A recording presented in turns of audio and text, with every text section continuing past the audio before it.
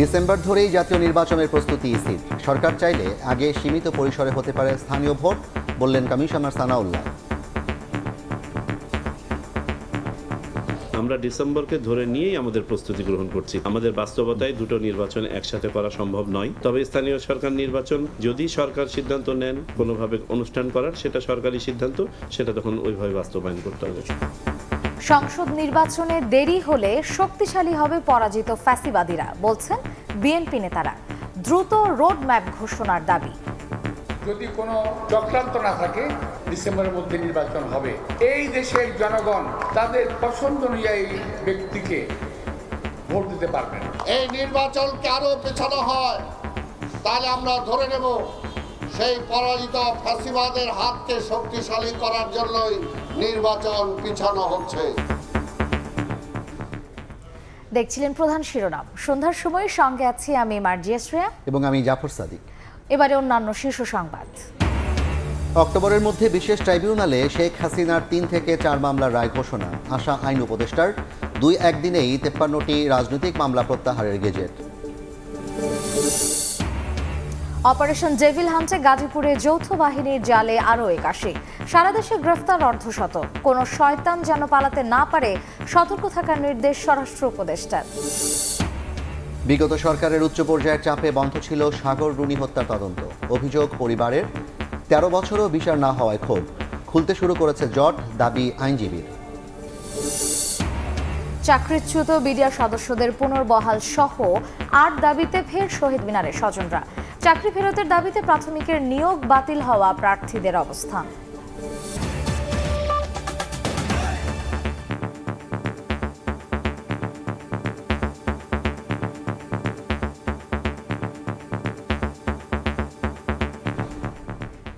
ডিসেম্বরকে ধরে জাতীয় নির্বাচনের প্রস্তুতি নিচ্ছে নির্বাচন কমিশন।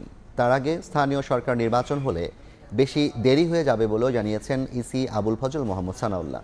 তবে সরকার চাইলে জাতীয় নির্বাচনের আগে সীমিত আকারে স্থানীয় সরকারের ভোট করা হবে। এখনও নির্বাচন নিয়ে কোনো চ্যালেঞ্জ দেখছে না কমিশন। বাংলাদেশের ইতিহাসে সবচেয়ে অবাধ ও সুষ্ঠু নির্বাচন হওয়ার প্রত্যাশা উন্নয়ন সহযোগীদের।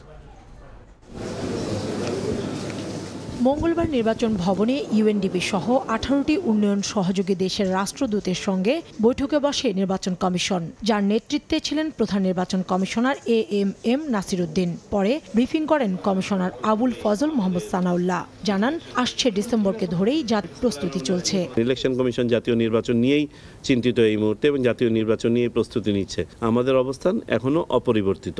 আমরা ডিসেম্বরকে ধরে নিয়েই আমাদের প্রস্তুতি গ্রহণ করছি। আমাদের কোনো ভিন্ন প্রস্তুতি নেই, একটি প্রস্তুতি। জাতীয় নির্বাচন নাকি স্থানীয় সরকার নির্বাচন আগে, এ নিয়ে রাজনীতির মাঠের আলোচনা যখন তুঙ্গে, ঠিক তখনই নির্বাচন কমিশন জানিয়ে দিল নিজেদের বার্তা। তবে সরকার চাইলে আগে সীমিত পরিসরে স্থানীয় নির্বাচন হতে পারে বলেও জানান তিনি। আমাদের বাস্তবতায় দুটো নির্বাচন একসাথে করা সম্ভব নয়। সকল স্থানীয় সরকার নির্বাচন ফেজে করতে গেলে পারে প্রায় 1 বছর সময় লেগে যায়। তবে স্থানীয় সরকার নির্বাচন যদি সরকার সিদ্ধান্ত নেন কোনো অংশ বা কোনোভাবে অনুষ্ঠান করার, সেটা সরকারি সিদ্ধান্ত, সেটা তখন ওইভাবে বাস্তবায়ন করতে হবে। এদিকে বাংলাদেশে নিযুক্ত ইউএনডিপির আবাসিক প্রতিনিধি স্টিফেন লিলার বলেন, ইতিহাসের সবচেয়ে অবাধ ও সুষ্ঠু ভোট প্রত্যাশা করেন তারা। নির্বাচন কমিশনের সক্ষমতা বৃদ্ধি ও প্রযুক্তিগত সহযোগিতার আশ্বাস দেন উন্নয়ন সহযোগীরা। Conduct free, fair elections, the best elections hopefully in the history of Bangladesh. That is the aspiration, but in terms of timelines and so on, that's a decision by the interim government and the elections commission. ত্রয়োদশ জাতীয় সংসদ নির্বাচন সামনে রেখে voter তালিকা সহ ইসিকে নানা কাজে সহযোগিতা করছে ইউএনডিপি। কাউসার চৌধুরী কুমু, সময় সংবাদ, ঢাকা। এদিকে বিএনপি নেতারা বলছেন, সংস্কারের কথা বলে জাতীয় নির্বাচন আয়োজনে দেরি করা হলে পরাজিত ফ্যাসিবাদীরা শক্তিশালী হবে। দ্রুত নির্বাচনের রোডম্যাপ ঘোষণার দাবি জানান তারা। আওয়ামী লীগ সরকারের আমলে হওয়া 14, 18 এবং 24-এর মতো নির্বাচন বিএনপি চায় না বলেও জানান নেতারা। চলতি বছরের ডিসেম্বরের মধ্যে জাতীয় সংসদ নির্বাচনের প্রস্তুতি নিচ্ছে অন্তর্বর্তী সরকার। সোমবার যমুনায় প্রধান উপদেষ্টা ডক্টর মোহাম্মদ ইউনূসের সঙ্গে বৈঠকে এমন আশ্বাস পাওয়ার কথা জানান বিএনপির শীর্ষ নেতারা। কোথায় গেল সেগুলো? মঙ্গলবার জাতীয় প্রেস ক্লাবে জুলাই অভ্যুত্থানের শহীদ ও আহত পরিবারের সুচিকিৎসার দাবিতে প্রতীকী অনশন কর্মসূচিতে যোগ দেন বিএনপির চেয়ারপারসনের উপদেষ্টা আব্দুস সালাম। সংস্কারের নামে নির্বাচন বিলম্বিত হলে ফ্যাসিবাদী শক্তি সুযোগ পাবে জানিয়ে দ্রুত নির্বাচনী রোডম্যাপ ঘোষণার দাবি জানান তিনি। দেশে অরাজকতার সৃষ্টি করার চেষ্টা করছে পরাজিত ফ্যাসিবাদ। তাই যদি এই নির্বাচনকে আরো পেছানো হয় তাহলে আমরা ধরে নেব সেই পরাজিত ফ্যাসিবাদের হাতকে শক্তিশালী করার জন্যই নির্বাচন পিছানো হচ্ছে। এদিকে সকালে নোয়াখালীর সেনবাগে রাষ্ট্র মেরামতের ৩১ দফা প্রস্তাবনা নিয়ে এক প্রশিক্ষণ কর্মশালায় অংশ নেন বিএনপি চেয়ারপারসনের আরেক উপদেষ্টা জয়নুল আবেদিন ফারুক। বলেন, নির্বাচন বিলম্বিত করে আওয়ামী লীগকে সুযোগ করে দিলে জনগণ তা মেনে নেবে না। নির্বাচনের তারিখ তড়িৎ গতিতে ঘোষণা করতে হবে। নির্বাচিত প্রতিনিধিরাই মূল সংস্কার করে দেশ পরিচালনা করবে। এমন নির্বাচন দেশে হোক যে নির্বাচনে আওয়ামী লীগের 14, 18, 24 না হয়। সংস্কারের নামে বিলম্ব করে দেশে আবার আওয়ামী লীগকে উত্থানের কোন ব্যবস্থা যদি কেউ করে থাকে, জনগণ বলা শুরু করেছে, এটাকে নিশ্চিহ্ন করতে হবে। গণ অধিকার পরিষদের এদিকে রাজধানীর পুরানা পল্টনে গণ অধিকার পরিষদের প্রধান কার্যালয়ে সংবাদ সম্মেলনে দলটির নেতারা দ্রুত নির্বাচনের তাগাদা দিয়ে জাতীয় ঐক্য বাস্তবায়নের আহ্বান জানান। জুলাই গণহত্যায় জড়িত বিদেশে পলাতক গণহত্যার মাস্টারমাইন্ড শেখ হাসিনা, ওবায়দুল কাদের সহ যারা পালিয়ে গেছে তাদেরকে ভারত থেকে ফিরিয়ে এনে বিচারের মুখোমুখি করতে হবে। ছাত্রদের রাজনৈতিক দল গঠনকে স্বাগত জানালেও সরকারি পৃষ্ঠপোষকতায় কেউ সুবিধা নিলে তা গ্রহণযোগ্য হবে না বলেও মন্তব্য করেন গণ অধিকার পরিষদের নেতারা। আবু সাইদ নিশান, সময় সংবাদ, ঢাকা। জুলাই হত্যাকাণ্ডের বিচার কাজের যথেষ্ট অগ্রগতি হয়েছে বলে জানিয়েছেন আইন উপদেষ্টা ডক্টর আসিফ নজরুল। আন্তর্জাতিক অপরাধ ট্রাইব্যুনালে শেখ হাসিনা সহ আওয়ামী লীগের শীর্ষ নেতাদের বিরুদ্ধে 3 থেকে 4 মামলার রায় আগামী অক্টোবরের মধ্যেই ঘোষণার আশা প্রকাশ করেন তিনি। সচিবালয়ে এক সংবাদ সম্মেলনে তিনি জানান, 1 সপ্তাহের মধ্যে 1214টি রাজনৈতিক মামলা প্রত্যাহার করা হবে। মঙ্গলবার বিকেলে আইন উপদেষ্টা ডক্টর আসিফ নজরুল সচিবালয়ে এক সংবাদ সম্মেলনে জুলাই হত্যাকাণ্ডের বিচার কাজের অগ্রগতি তুলে ধরেন। এ সময় তিনি আশা প্রকাশ করে বলেন, আন্তর্জাতিক অপরাধ ট্রাইব্যুনালে দায়ের হওয়া মামলার মধ্যে 3 থেকে 4টির রায় ঘোষণা হবে আগামী অক্টোবরের মধ্যে। এই আদালতে 300টির বেশি অভিযোগ দায়ের করা হয়েছে। আমাদের প্রসিকিউশন টিম যাচাই বাছাই করে 16টি মামলা দায়ের করেছে আনুষ্ঠানিকভাবে। অক্টোবরের মধ্যে আমরা 3-4টা মামলার রায় পেতে যাচ্ছি বলে আশা করি। এক প্রশ্নের জবাবে আইন উপদেষ্টা বলেন, ভারত শেখ হাসিনাকে বাংলাদেশের হাতে তুলে দেওয়ার মনোভাব না দেখালেও তাকে ফিরিয়ে আনতে চেষ্টা করে যাবে সরকার। পালিয়ে থাকলে কি তার বিচার হয় না? এখন আমরা তো আনার সর্বাত্মক চেষ্টা করছি। এখন ভারতের যে মনোভঙ্গি, এটা দেখে মনে হচ্ছে তারা এটা নানান অজুহাতে তারা এটাকে নাকচ করার চেষ্টা করবে। ইন্টারপোল রেড অ্যালার্ট এখনো জারি করেছে কিনা সেটা আমাদের কাছে সুনিশ্চিত তথ্য নাই। এদিকে আওয়ামী লীগ সরকার আমলে হওয়া প্রায় 16,500 রাজনৈতিক হয়রানিমূলক মামলার মধ্যে 2-1 দিনেই 53টি এবং 1 সপ্তাহের মধ্যে 1214টি গায়েবী মামলা প্রত্যাহারের কথা জানান আইন উপদেষ্টা। 16,429টি মামলার তালিকা করা হয়েছে গায়েবী মামলার। 53টি মামলার প্রত্যাহার সংক্রান্ত গেজেট আজকালের মধ্যে প্রকাশিত হবে।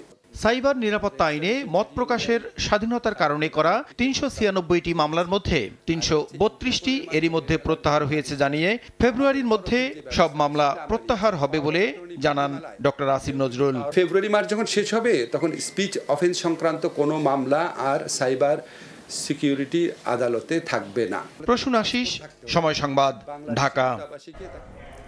অপারেশন ডেভিল হান্টে কোনো শয়তান যেন পালাতে না পারে সতর্ক থাকার নির্দেশ দিয়েছেন স্বরাষ্ট্র উপদেষ্টা জাহাঙ্গীর আলম চৌধুরী।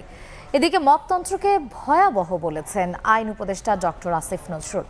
সবাই দায়িত্বশীল হলে অপরাধ কমে যাওয়ার আশা তার। আইন নিজের হাতে তুলে নেয়ার বিরুদ্ধে শক্ত অবস্থানে অন্তর্বর্তী সরকার। সোমবার বইমেলায় মব তৈরির কঠোর নিন্দা জানিয়ে বিবৃতি দিয়েছেন প্রধান উপদেষ্টা ডক্টর মোহাম্মদ ইউনূস। যে কোনো বিশৃঙ্খলা প্রতিরোধে নিরাপত্তা সংস্থাগুলোকে কঠোর ব্যবস্থা নেয়ার নির্দেশ দিয়েছেন তিনি। এদিকে মবে জড়িতদের ডেভিল হিসেবে ট্রিট করা হবে। এদিকে মবতন্ত্রকে ভয়াবহ আখ্যা দিয়ে আইন উপদেষ্টা বলেন, সরকারের সব বিভাগসহ সবাই দায়িত্বশীল হলে অপরাধ কমে আসবে। জামিন পাওয়ার পরে একজন মানুষ দেশের আইন শৃঙ্খলা পরিস্থিতির জন্য যদি ভয়াবহ হয়ে ওঠেন তাহলে সেটা জামিন দেওয়ার ক্ষেত্রে আপনাদের বিচার্য বিষয় হওয়ার কথা। ভয়াবহ জিনিস মনে করি এই মবতন্ত্রকে, কিন্তু যখন পুলিশ, কোর্ট, আইন শৃঙ্খলা পরিস্থিতি সবকিছু ঠিকমতো কাজ করবে তখন মবের প্রকোপ আমি মনে করি আরো কমে যাবে। স্বরাষ্ট্র উপদেষ্টা বলেন, সব অপরাধীকে আইনের আওতায় এনে অপারেশন ডেভিল হান্ট সফল করতে হবে। কোনো সন্ত্রাসী যেন জামিন না পায় সতর্ক থাকার নির্দেশ দেন তিনি। প্রত্যেক অপরাধীকে আইনের আওতায় আনতে হবে। অপারেশন ডেভিল হান্টকে আমি বলবো, no devil should be escape from law enforcing agencies. কর্মশালায় শিল্প উপদেষ্টা আদিলুর রহমান খান বলেন, সব সেক্টরে সংস্কার করে দেশের মানুষকে মুক্তি দেওয়ার কাজ করছে সরকার। মানবাধিকার রক্ষা করার জন্য আদালতগুলো ভূমিকা পালন করে, আর সেই চেষ্টায় নিশ্চয়ই আমরা সফল হব। বিচার, প্রশাসন, পুলিশ ও প্রসিকিউশনের 120 জন কর্মকর্তা কর্মশালায় অংশ নেন। ওই রকম একটা দেশের জন্যই তো আমরা সবাই মিলে চেষ্টা করছি। সানবীর রূপল, সময় সংবাদ, ঢাকা।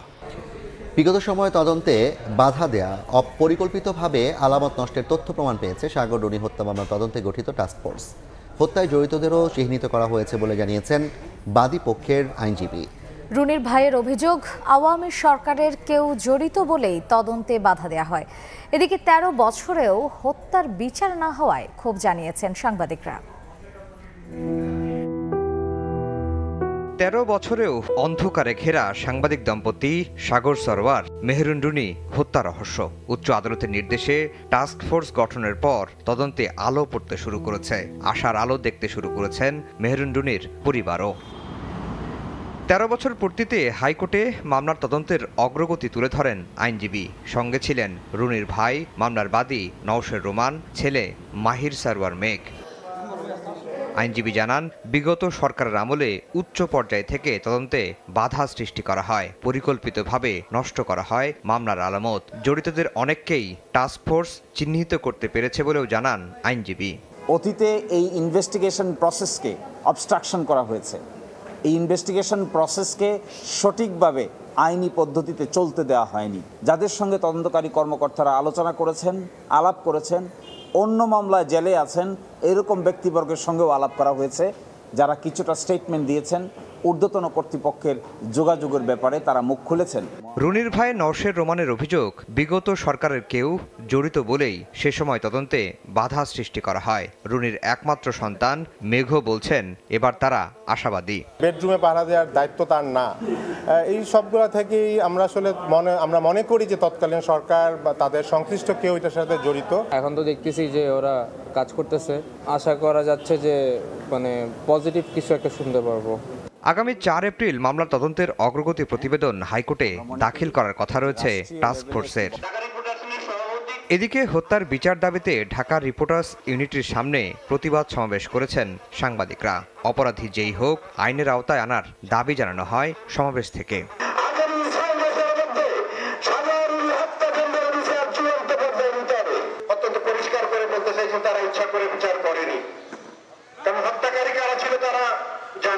এই সরকারের আমলেই বিচার নিশ্চিতের দাবি জানান সাংবাদিকরা। আফজাল হোসেন, সময় সংবাদ, ঢাকা।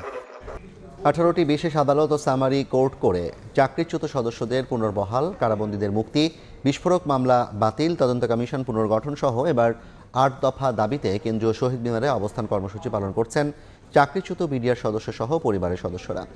আগামীকাল দুপুর 12টার মধ্যে সরকার দাবি মেনে না নিলে কঠোর কর্মসূচি দেওয়ার হুঁশিয়ারি দেন বৈষম্য বিরোধী ছাত্র আন্দোলনের নির্বাহী কমিটির সদস্য মাহিন সরকার। দাবি আদায়ে আবারও রাজপথে চাকরিচ্যুত বিডিআর সদস্য ও তাদের পরিবারের সদস্যরা। মঙ্গলবার সকাল থেকেই কেন্দ্রীয় শহীদ মিনারে অবস্থান নেন তারা। পিলখানা হত্যাকাণ্ডে গ্রেপ্তার হয়ে জেলে থাকা স্বজনকে ছাড়া 16 বছর ধরে করুণ দিনাতিপাতের অভিজ্ঞতা তুলে ধরে কান্নায় ভেঙে পড়েন কেউ কেউ। দ্রুত ফিরে পেতে চান স্বজনকে। অনেক রোগে আক্রান্ত হয়ে রয়েছে, আজকে 17 বছর ধরে জেলে আক্রান্ত হয়ে রয়েছে, জেলে বন্দী হয়ে রয়েছে। আমি যে মা হয়ে কিন্তু কিছু ভাবতেছি না। আমার বাবাকে আমাদের কাছে ফিরিয়ে দিন, আমি আমার বাবার হাতটা একটু দেখতে চাই। সম্প্রতি জামিনে মুক্তি পাওয়া ও চাকরিচ্যুত বিডিআর সদস্যদের অভিযোগ, তাদের অনেকেই অপরাধ না করেও জেল খেটেছেন। একই সাথে সাজার মেয়াদ শেষ হলেও এখনো কারাবন্দী অনেকে। আপনারা যারা আজকে ক্ষমতায় বসে আছেন, আপনারাও জানেন এই বিডিআর যারা এখানে উপস্থিত আমরা সব নিরপরাধ। 18টি বিশেষ আদালত ও সামারি কোর্ট করে চাকরিচ্যুত সদস্যদের পুনর্বহাল, বন্দীদের মুক্তি এবং বিস্ফোরক মামলা বাতিল সহ 8 দফা দাবি তুলে ধরেন বিডিআর কল্যাণ পরিষদ। আন্দোলন চলমান থাকবে। আপনার সেনাবাহিনী, আপনার বিজিবি, আপনার পুলিশ আমাদেরকে ঠেকাতে পারবেন না। আন্দোলনের সংহতি জানিয়ে দ্রুত দাবি মেনে নিতে প্রধান উপদেষ্টার হস্তক্ষেপ চান বৈষম্য বিরোধী ছাত্র আন্দোলন ও ছাত্র অধিকার পরিষদের নেতারা। বুধবার দুপুর 12টার মধ্যে দাবি মেনে নিতে সময় বেঁধে দেন তারা। মাননীয় প্রধান উপদেষ্টা, আপনাকে আমরা মনে প্রাণে বিশ্বাস করি এবং সমর্থন করি। আপনি যত দ্রুত সম্ভব এই বিডিআরদের সঠিক বিচারের দিকে নিয়ে যাবেন। 12টার মধ্যে যদি কোনো প্রকারের কোনো বার্তা না আসে তাহলে কাল 12টার পরে আমরা পরবর্তী কর্মসূচি ঘোষণা করব। এর আগে গত 9 জানুয়ারি 6 দফা দাবিতে আন্দোলনে নেমেছিল বিডিআর কল্যাণ পরিষদ। তদন্ত কমিশন গঠন ও বিশেষ আদালতে বিচার শুরুর পর স্থগিত করা হয়েছিল আন্দোলন। পরে 9 জানুয়ারি জামিন পান 2 শতাধিক সদস্য। মাসুদুর রহমান, সময় সংবাদ, ঢাকা। সন্ধ্যার সময় আরও থাকছে। ফিক্সিংয়ের প্রস্তাব দিয়ে সব ধরনের ক্রিকেট থেকে 5 বছর নিষিদ্ধ সোহেলি আক্তার। বাংলাদেশ স্পিনারের বিরুদ্ধে দুর্নীতি বিরোধী 5টি ধারা ভঙ্গের প্রমাণ পেয়েছে আইসিসি। চাকরি ফিরিয়ে দেওয়ার দাবিতে টানা 6ষ্ঠ দিনের মতো শাহবাগে নিয়োগ বাতিল হওয়া প্রাথমিক সহকারী শিক্ষক পদের প্রার্থীরা জাতীয় জাদুঘরের সামনের সড়কে সকাল থেকে অবস্থান নেন আন্দোলনকারীরা। চাকরি নিশ্চিত না হলে এক দফা দাবিতে আন্দোলন চালিয়ে যাওয়ার হুঁশিয়ারি দেন তারা। টানা 6ষ্ঠ দিনের মতো রাজপথে নিয়োগ বাতিল হওয়া প্রাথমিক সহকারী শিক্ষকরা। তবে মূল সড়ক নয়, মঙ্গলবার সকাল থেকে শাহবাগ জাতীয় জাদুঘরের সামনের সড়কে শান্তিপূর্ণ অবস্থান নিয়োগ প্রত্যাশীদের। একই নিয়োগ প্রক্রিয়ার প্রথম 2 ধাপের সুপারিশপ্রাপ্তরা প্রায় বছর খানেক আগে কর্মস্থলে যোগদান করেছেন। গত 18 নভেম্বর ঢাকা ও চট্টগ্রাম বিভাগের 3য় ধাপের 6531 জন সুপারিশপ্রাপ্তদেরও দেয়া হয় নিয়োগপত্র। স্বাস্থ্য পরীক্ষা কিংবা পূর্ববর্তী চাকুরি থেকে পদত্যাগপত্রও জমা নেওয়া হয়েছে মন্ত্রণালয়ে। তবে একটি রিটের পরিপ্রেক্ষিতে তাদের নিয়োগ বাতিল করেন উচ্চ আদালত। আন্দোলনকারী শিক্ষকরা বলেন, প্রাথমিক ও গণশিক্ষা সহ 3 মন্ত্রণালয়ের সুপারিশের পরও এই রায়ে তারা বৈষম্যের শিকার হয়েছেন। একই সার্কুলারের নিয়ম একই হবে, একই নিয়মে একই সার্কুলারের 2টা নিয়ম কিভাবে হবে? এটা আমাদের এখন সম্মানের বিষয় এবং জীবন মরণের বিষয় হয়ে দাঁড়িয়েছে। আপাতত আপিল শুনানির অপেক্ষায় আন্দোলনকারী শিক্ষকরা। রায়ে যোগদান নিশ্চিত না হলে এক দফা দাবিতে এই আন্দোলন চালিয়ে যাওয়ার হুঁশিয়ারি দেন নিয়োগ প্রত্যাশীরা। 7 দিন যাবত আমার ভাইরা বোনেরা এই রাজপথে পড়ে আছে। কেন পড়ে আছে? আমাদের দাবিটা যৌক্তিক। হয় লাশ হয়ে ফিরবো বাবা মার কাছে, আর না হয় যোগদান নিয়ে ফিরবো। এটা আমাদের 6531 জনের একটা প্রতিজ্ঞা। আদালতের বিচারাধীন বিষয়ে সমাধান পেতে ধৈর্য ধরার আহ্বান জানিয়ে সড়ক অবরোধ না করার অনুরোধ জানায় পুলিশ। দেশের বাইরের খবর। আগামী শনিবারের মধ্যে হামাস সব জিম্মি মুক্তি না দিলে যুদ্ধবিরতি বাতিলের হুঁশিয়ারি দিয়েছেন ডোনাল্ড ট্রাম্প। একই সঙ্গে ফিলিস্তিনিদের পুনর্বাসনের প্রস্তাবে সম্মত না হলে জর্ডান ও মিশরের জন্য বরাদ্দ সহায়তা আটকে দেওয়ার হুমকি দিয়েছেন। এর আগে যুদ্ধবিরতি চুক্তি লঙ্ঘনের অভিযোগ এনে ইসরায়েলি জিম্মিদের মুক্তি অনির্দিষ্টকালের জন্য স্থগিত করে হামাস। উত্তরাঞ্চলে গৃহহীনদের ফেরত পাঠানোয় বিলম্ব, বিভিন্ন এলাকায় গোলাবর্ষণ, মানবিক সহায়তায় বাধা দেওয়া সহ বেশ কিছু কারণ উল্লেখ করে গোষ্ঠীটি। তবে উল্টো হামাসের এই ঘোষণাকে যুদ্ধবিরতি চুক্তির লঙ্ঘন বলছে ইসরায়েলি কর্তৃপক্ষ। ফিক্সিংয়ের দায়ে 5 বছরের জন্য সব ধরনের ক্রিকেট থেকে বাংলাদেশ স্পিনার সোহেলি আক্তারকে নিষিদ্ধ করল আইসিসি। এক সংবাদ বিজ্ঞপ্তিতে বিষয়টি নিশ্চিত করেছে ক্রিকেটের নিয়ন্ত্রক সংস্থা। আইসিসির দুর্নীতি দমনকারী আইনের 5টি নিয়ম ভঙ্গ করায় তাকে এই শাস্তি দেওয়া হয়েছে। অভিযোগগুলো স্বীকার করে নিয়েছেন সোহেলি আক্তার। ঘটনার সূত্রপাত 2023 নারী টি-20 বিশ্বকাপ চলাকালীন সাউথ আফ্রিকার মাটিতে। দলের বাইরে ছিলেন স্পিনার সোহেলি আক্তার। নিগার সুলতানা জ্যোতির নেতৃত্বে 16 সদস্যের দল বিশ্বকাপ খেলেছিল, যে স্কোয়াডে ছিলেন লতা মণ্ডলও। সে সময়ই খবর আসে সোহেলি আক্তার ফিক্সিংয়ের প্রস্তাব দিয়েছিলেন লতাকে। বিষয়টি সঙ্গে সঙ্গে আইসিসির অ্যান্টি কারাপশন ইউনিটকে জানান লতা মণ্ডল। মূলত ক্রিকেটার এবং বুকিদের মাঝে মাধ্যম হিসেবে কাজ করেন তিনি। 2022-এ সবশেষ জাতীয় দলে খেলেছিলেন সোহেলি আক্তার। দলের বাইরে থেকে বিশ্বকাপের দলে থাকা একজন ক্রিকেটারকে স্পট ফিক্সিংয়ের প্রস্তাব দেওয়ার সরাসরি অভিযোগ ওঠে তার বিরুদ্ধে। জুয়ারিদের দেয়া প্রস্তাব ক্রিকেটারদের কাছে পৌঁছে দেওয়ার কাজ করেন সোহেলি। অভিযোগ নিয়ে তদন্ত শুরু করে ক্রিকেটের নিয়ন্ত্রক সংস্থা। আইসিসির অনুসন্ধানে বের হয়ে আসে মূল ঘটনা, সত্যতা মেলে তার বিরুদ্ধে ওঠা অভিযোগের। আইসিসির দুর্নীতি দমন ইউনিটের 5টি ধারা ভঙ্গ করেছেন সোহেলি, যার জন্য তাকে শাস্তি দিয়েছে আইসিসির নিয়ন্ত্রক সংস্থা। অভিযোগগুলো অবশ্য আইসিসির কাছে স্বীকারও করে নিয়েছেন এই ক্রিকেটার। এ সকল অভিযোগের দায়ে সব ধরনের ক্রিকেট থেকে 5 বছরের জন্য নিষিদ্ধ সোহেলি আক্তার। এর আগে ফিক্সিংয়ের প্রস্তাব আইসিসিকে না জানানোয় 1 বছরের জন্য নিষিদ্ধ হয়েছিলেন টাইগার অলরাউন্ডার সাকিব আল হাসান। তারেক হাসান শিমুল, সময় সংবাদ, ঢাকা। এই ছিল সন্ধ্যার সময়। সঙ্গেই থাকুন সময়।